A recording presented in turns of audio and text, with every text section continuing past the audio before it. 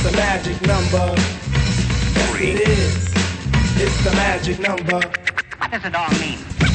Hello and welcome to Flintoff, Savage and the Ping Pong Guy. That's me, Matthew Syed. Some more meaty topics this week, including what makes a great commentator, and we'll be doing some commentating of our own, and stepping outside the comfort zone. Remember, use the hashtag FredSavSide to get in touch for future topics in later weeks.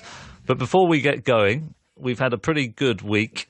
Some better than others. Some better than others. Three Radio Academy nominations. Best New Podcast, Best New Show, I think, was one of them. And the other one is Best New Presenter. Is that you? No, it's you, Fred. What? Me and Sav got completely ignored. Co-presenters on this show. You took all the glory. I'm not sure what you want me to say. This is a very high esteem awards. It can't be wrong. It's the radio account. Obviously, I've won Best New Presenter 7 years ago. But you're not new, that's why. No, I'm not new, but Matthew is. Yeah, I am. I thought he presented this show. Yeah. Fred, I've got to tell you. I thought it was a team. I'll be honest with you, I don't do these things for awards. I just give a little bit back. But should we go on to the first topic, which is stepping outside the comfort zone? Fred, I've been absolutely blown away about how well I'm trying to get popular with you again after slagging you off. Matthew. But you've reinvented yourself in so many different ways. The peg for this, of course, is Rio Ferdinand moving on to boxing. But you've done boxing, you've done entertainment, you've done cannonball, you've done so many, and you're doing musicals. Talk us through the psychology of reinvention. Why don't you get nervous? Why don't you freeze? What gives you the courage to do these new things? Do you know what? You look, from when I finished playing cricket, I didn't want to take the obvious route, which could have been coaching or it could have been going into the commentary box. I thought, you know what, I'll see what else is out there. Mm-hmm. And I found myself in positions which have been bizarre. And this latest one, where I'm doing musical theatre in November, Fat Friends in Leeds. Wow. You know, I don't know, because I don't know what I'm getting myself into. I don't know how it's going to go. I'm hoping it's going to go well. But I feel that I need these challenges. Once I've done something, it's a case of what's the next thing. Mm-hmm. And I feel the best comes out of me when I'm outside my comfort zone. I find that the most challenging. And I think when I play cricket, every day you're outside your comfort zone. You're going into something which you didn't know you was going to do. Mm-hmm. But on the other side of that is, cricket was all I wanted to do. That was my dream job. Every day of my life. And I've had that. And nothing's going to recreate it. Yep. Nothing's going to come close to that.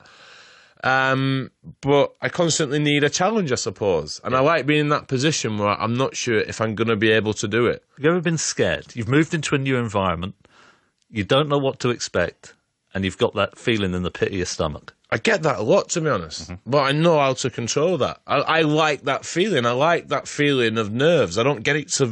You like that feeling? Yeah, I don't get it as often now as I used to. Because this is going to sound awful, and anybody who employs me, I apologise.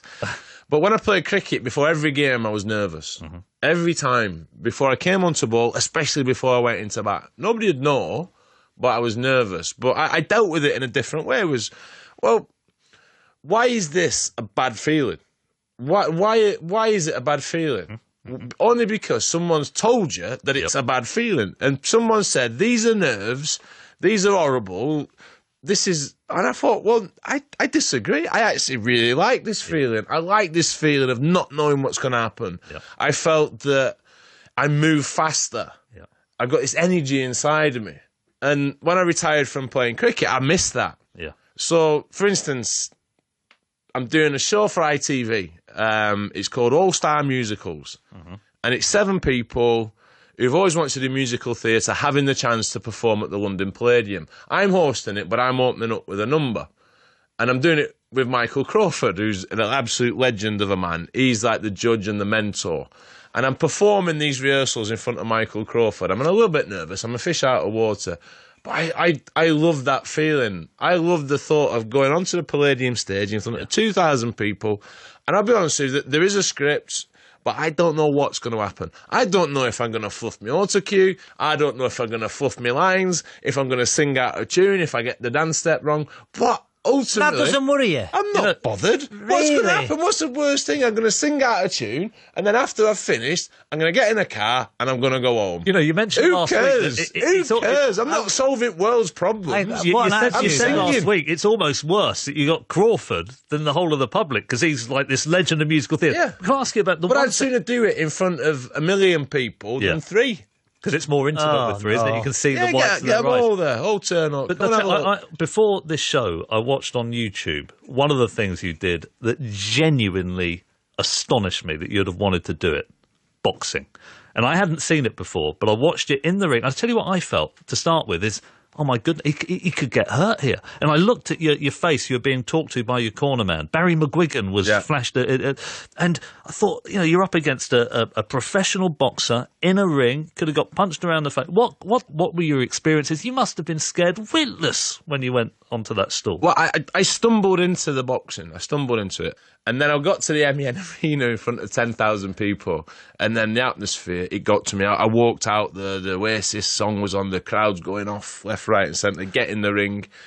And I started off hiding behind my jab. And I started off all right. But then I thought, you know what, my mates are here. I'm just going to knock this fella out. I'm going to knock him out. And I should have done, but I just forgot how to box. I was windmilling. I got knocked over. I didn't feel a punch, a single punch. Wow. During that fight, I got knocked down in the second round, and I looked round thinking, "Why am I on the floor here? Have I slipped?" And I couldn't feel. I didn't feel a punch. And this is the adrenaline. Yeah, and I had like a semi-black eye after the fight, and I don't know how, so I didn't feel a punch. The only thing I did feel was about 4 weeks out from fighting, I started to feel my shoulder, and I'd never had any shoulder problems through playing cricket. And then end of the first round, I could barely pick my right arm up because I'd detached my shoulder.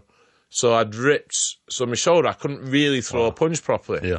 And then after the fight, when the adrenaline had gone, my hand was in my pocket. I could not physically take my hand out of my pocket. I had my hand in my pocket all night. And then the next day, I went in for surgery, had my shoulder stitched back, and I had it fractured to regenerate it. But all through the fight, I barely felt it. I just couldn't use it. But you talk about pain, but it was all right. You know, almost everything you've gone and done, there's been a risk, but it's been a risk to your ego, to your reputation. Am I going to fall flat on my face? That was a risk to your health, to your well-being. You could have taken a punch and you could have got brain damage. That's what worries me when people transition into boxing. What did your family say about that decision? I remember my mum said to me, I was living down south, and my mum would come for the weekend of the week, and we sat in the house, and I was watching boxing on the TV, one of these fights on a Saturday night, and she turned around to me and said, "Oh, Andrew, I'm so pleased you didn't do that." And it was all been arranged. I said, "Oh, Mum, I've got something to tell you." And she was gutted, and she came to the fight, but she was crying, she didn't like it. Oh. And the missus, she was shouting and screaming on the sidelines. I don't know what possessed her. Really? But I look back at it, and the fight was fine, but every day getting up and going to... Do you know the worst thing was going to a gym every day knowing that you're going to spar someone better than you, Yeah. and you're going to get hit every day was the hardest thing. But I'm more nervous about doing musical theatre than boxing. I can't believe you're doing it, man. Why? How nerve-wracking Yeah, it's going to be. yeah. Oh. People... I'm sure that Kay Mellor, who's written it, and Nick Lloyd-Webber, who are doing the music, don't want to hear this. But what is the worst thing that can happen? Yeah. I'm not going to hurt myself. You can forget your words. You can Why not stop just the say show. line? Yeah. And someone will tell me. But Robert, isn't that a brilliant adage? I mean, the two I wish things I that was have like come- that. You know, just the boxing was fascinating, but you talked a bit earlier about the feeling you get in the pit of the stomach and the nerves, and saying, well, who cares? There's a line from Robbie Williams, who goes and plays to huge arenas, and he said, pressure isn't a problem, it's a privilege. It means you care. Embrace Exactly that that. feeling of nerves. I think that's incredibly powerful. Robbie, with your life, you're a footballer. You grew up in Wales.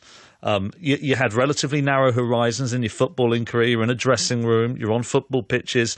But then you've transitioned. You're now a broadcaster. You won Best New Presenter 7 years ago at the Radio Academy Awards. You went on to Strictly Come Dancing. Tell us about what it's been like for you to reinvent yourself. What's the toughest thing you ever did? Strictly, there's no question, and I think it's a good talking point now in terms of it's just come back on the TV. I put everything on the line. I thought, right, how am I going to approach this? Right, so I thought there's one or two ways. Do I go as the Robbie, I'm not talking myself in third person, as the Robbie who was rash, who was brash, who was big-mouthed, who was having a massive opinion? Do I portray myself as the footballer on Strictly, or do I portray myself as me? Yep. Because and I thought, right, what have I got to lose? I'm going to portray myself as me, the quiet, insecure, nervous guy who would like to sit in the corner rather than be centre stage. Yeah. And that's the way I went about it. And it worked really well for me. And that's not because I put it on, because that's who I am. And to go through it, so training would be every day for 8 hours a day. You would learn your routine. You'd go down to London on a Thursday. You would go in the studio. You'd rehearse. Even the rehearsal, I was a bag of nerves. Wow. on every occasion. And then the first episode of Strictly, the nerves are just Off the incredible. scale. Was it worse than having a cup final at Wembley? Incredible. So you just think this now. So you think, even though the worst bit for me, never mind the 9 million people watching at home, was your partner who had Ollie, was fantastic. But the crowd in that Strictly studio, it was so condensed and Quite so small. tight, I watched Goffrey. It's small, isn't it? But it's like, so you imagine this, right? So I'm this guy everybody disliked, or a lot of people disliked. You know, they had an opinion of me. I'm on Strictly. I mean, all sparkles, false tan, and my hair was glowing, which I loved. You're doing that now? What's wrong with you? Where's this going, Rob? I was very insecure, Matthew, about my body. You know, You looked Really? good on that, didn't you? What do you very mean? In what- in insecure what- Why about did my you do body. that photograph with just your hands on your nuts on a chair? But that was after Strictly. That was for, great. to launch a campaign for testicular cancer. I was called Ribs at school. I was sent I was Freddie. the opposite. I was called Sticky Back. Ribs. I was telling Freddie in the car, I was called Ribs. I was so skinny. My knees were bigger than, the legs, where my knees were bigger than my thighs. It was horrible. So to go on Strictly, even before I knew I was doing Strictly, I had to go and hit the gym, hammer the gym, which was never me because I couldn't put weight on. And I was thinking, I've got to go on the TV, wear tight stuff, and my body's not good. So all these things go in your head before you do Strictly, because you see them now, they're all ripped, they're athletes. And I was so insecure about my body. But it was brilliant, though, because I remember watching it and... Did you know each other at the time? Not really, no. I think we've met once or twice, and then you have an opinion on people. And then there was a moment, actually, where I thought, no, he's a good lad, this lad. Thanks. No, because, do you know when you was getting voted off? I remember watching it, or you was in the dance-off. Yeah. And then they were talking about the two dances, and you just said, he's better. Yeah, he was better. He's so much better. Where a lot of these people are, like, building it up, trying to beg for votes and doing this, like, this signal, and... Well, you was just honest. He was But I better. think everyone appreciated that. Yeah, you got to understand that I wasn't good at dancing at all, and for me to do alright. that, Did you enjoy the technical side of it? He's better than the- Michael Vaughan. He was like an ironing board. I got to week 10, he got to week 9. So, but Matthew, you talked about comfort zone. So I was going back to, so the music would start, you'd walk up the stairs backstage, then you'd get introduced. But I thought, And presumably backstage you got the sound man, the floor Already. manager. You're Already. surrounded by people. yeah. But then my thought process, being me, is that when you go up the stairs backstage and you get introduced, and now coming on to Robbie and Ola, my thought process, nobody knows who I am. Nobody knows Really? who I am. Insecurity. Yeah, nobody knows who I am. When you're actually dancing, you learn your routine, and then you'll be watching the other contestants dance, and you're standing there thinking, right, it's me soon, it's me. Have I forgot my moves? I've done it enough, but I've got to be confident myself, because you do the routine that much, it's muscle memory. Yeah. So when there was 2 occasions when I forgot what I was walking down the stairs, Lola, and I said to her, I forgot. My mind's gone. I forgot. Wow. And I forgot. It gone. I didn't have a clue. and she said, don't worry. And it was great advice. As soon as the music starts, you'll get it. And I was standing there, and literally there was one song, I can't remember which one it was. I'm standing there and dancing the cha-cha-cha. It's Robbie Savage and Ola Jordan. And the music would start, and because I don't know music, you're supposed to count 1, 2, 3 to 8. I couldn't count. I don't know music. I'm standing there, and literally 2 seconds before, I didn't have a clue what I was doing.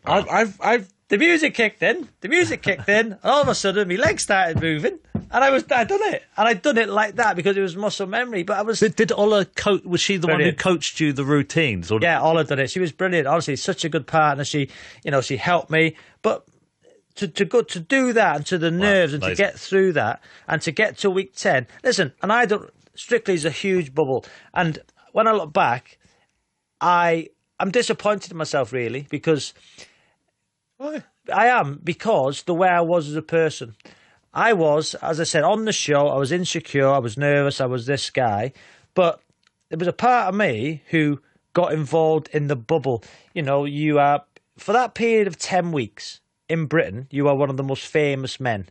You're like, or women, you're like a rock star. Because wherever you go, everybody from kids, middle-aged, grandmas, everybody knows who you are. You're getting followed by the press.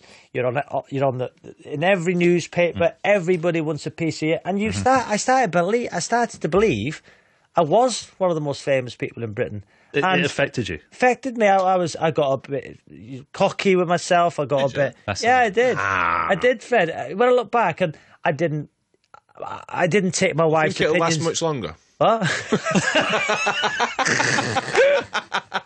I'm joking. I'm going all deep. Fred. Fred. It's like the most. He's horrible, isn't he? He's horrible to me. I don't know why I was a friend. Anyway, but then, people talk. I didn't take my wife's thoughts into the process, and I now look back and thinking, right, if my wife was dancing with a partner, and they were together all the time, and it was in close proximity to dancing, you have a bond with your partner. I just thought, yeah, it's fine, she'll get on with it. I didn't take her feelings into consideration, and I'm disappointed with myself for that. And I feel that at that time of Strictly, although I was nervous, I was insecure, I was a person I didn't like. I didn't like myself, and my family. And for the first time in my life, you're thinking my family were an afterthought. I was just, when can I have the next spray tan? How good can I look? What mark am I going to get? Which is the next interview I could do? It was all about me, and I hate myself for But is that the sportsman coming out in you? Didn't you find that when you played sport? Because I did. I've said on a previous podcast, I didn't think I was a selfish player, but I was selfish about what I was doing, where everything was about the cricket. And then, the family get you worse. They get you when you lose. They don't get you when you win. You're out with lads, and everything's around the team and the bubble, and that's all that counts. And I think that might be the sportsman coming out in you rather than having a crack at yourself and being hard on yourself. I think that's one of the things as a sportsman you need to be, especially when you put in a competitive environment. Don't you think there is something else where you can get carried away with the tension and media? I was carried away. I got carried away. And I look back now, and I wasn't like, I didn't, when my wife would say to me, I just used to be snappy and think, what do you know? Do you know what I mean? I was wrong, and as we know, to the point where the first week, and I think Craig Revel Hall was speaking about, or somebody spoke about it, that so you think that I'm not a liked person, and the pantomime villain in me, whichever he thought I was when I played football, I thought it would be different when I do Strictly. I thought, when I do my first dance, if it's good, it'll be voted, it will be good, and if it's bad, it'll be horrendous. And I remember, I thought the dance went pretty well, and I watched it back, and I was standing there in front of Craig Revel Hallwood, who was a pantomime villain in his own right, and he gave me a 2. And I just thought, wow, a 2, after all the hard work, all the effort, after all getting myself to do it, because stereotypically, Robbie Savage, a pantomime villain, if Craig Revel Hallwood has a go at Robbie, it's great TV. Yeah. And I remember I went to Moira, who's a fantastic producer, she produced Strictly. I went into her office afterwards, and I was crying my eyes out. Really? I was crying my eyes out because the emotion got inside me, and I thought, right, I'm not going to get embarrassed every week. I don't want to have a spat with Craig, because that's not me. On a football pitch, I'd have gone toe to toe with him. But now I'm out of my comfort zone. I'm in a different environment. I'm Robbie the person, not Robbie the footballer. Yeah, I'm not going to go back at him. So I took it on the chin, and it hurt me, massively hurt me, and all the nasty things being said. And then it was in the paper, I'm rubbish. And I thought, here we go again. And I cried my eyes out, and I said, listen, I want to leave. For week 1, I said, I want to leave. I don't want to do it. And she convinced me to stay. And, it was the best thing I'd done staying, but it was the pantomime villain Craig against the pantomime villain Robbie. And off the pitch, I'm not like that. It's interesting listening to Rob about being outside your comfort zone. And, I've been doing rehearsals for the show I'm doing for the ITV. And I'm doing the number, and I'm surrounded by all these musical theatre folk, and I've got the choreographer, and I've got Michael Crawford, and I've got all these, and I'm feeling a little bit insecure about it because there's people better than me at this. And I'm questioning myself. I'm not bothered about that because as long as the answer I give myself is fine, I get on with it. But then I think, you know what? They booked me because they want me. Yep. You know, and I watched a couple of other people doing the rehearsals in the performance, and they're far better. And they're giving it all this master of the house and all that, and going all through the actions. I think, yeah, that's really good. See, I think the one thing you aren't, you're not me. Yeah. But I can only give what I can do. Yeah. An honest opinion. This is great because I think they booked me because somebody else couldn't do it. That's how I think. You're a substitute. That's what I think. You're a massive booking. Yeah, but no. See, this is where I wish I was like him. Because I was an average Premier League. I wasn't even a top footballer. So why are people booking me? I feel that a better player, a better person's pulled out. Therefore, I'm got the gig. Matthew, when have you been outside your comfort zone? So, just listening to Robbie, you think to yourself, I wasn't the top footballer in the country. Why are they inviting me to go on Strictly? Think about what it's like for a ping pong player. Getting to the end of my career, late 20s, beginning to go downhill, realising I can't cut it at an international level. I get a column at the Times, but I'm only writing once a month. I'm a freelancer, getting 200 quid a column, and I'm lucky if I get in the paper. So 12 articles a year. I'm not a journalist. I'm no longer a table tennis player. What am I going to do with my life? You've got an education, aren't you? So that's a big advantage for sure, having been to Oxford. But then every now and again I write a column, and I've never said this before, I don't think, to anybody, possibly my wife. I'd get invited onto the Today programme. Or I get invited on to Sports Week, which is a 5 Live show at the weekend, quite a sort of high-profile show. I'm thinking, why am I on this? I'm not a journalist. I'm an ex-ping pong player. And I was very, very nervous, frighteningly nervous. I'd get to the studio and I really struggled to deliver the lines. You know, your voice becomes a bit quavery, you dry up. So the second time I went on, I took a can of beer in with me in like a laptop case. This is absolute truth. And I went to the bath. This is at Television Centre. Went into one of the bathrooms, had a beer, sort of calmed my nerves, went on to the Today programme, delivered the interview, did it again for Sports Week.